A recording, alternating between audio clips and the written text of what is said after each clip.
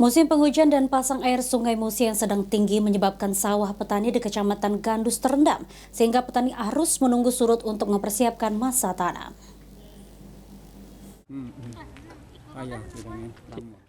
Musim penghujan yang saat ini terjadi di Kota Palembang membuat sawah warga di Kecamatan Gandus terendam. Selain itu, air pasang Sungai Musi yang sedang tinggi memperparah situasi tersebut.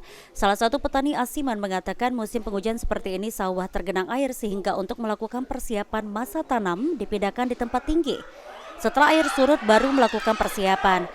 Masa tanam dimulai pada pertengahan bulan Mei, namun jika situasi tetap seperti ini, maka akan ditunda. Selain terkendala genangan air, mahalnya bibit yang mencapai Rp80.000 per 5 kg juga menjadi kendala bagi para petani. Untuk itu, petani telah menyiapkan bibit sendiri setelah panen. Ini masih nunggunya lama kita. Jadi masih lama kita nunggunya. Jadi kalau musim hujan ini sawah terendam, Pak ya? Terendam. Terendam itu.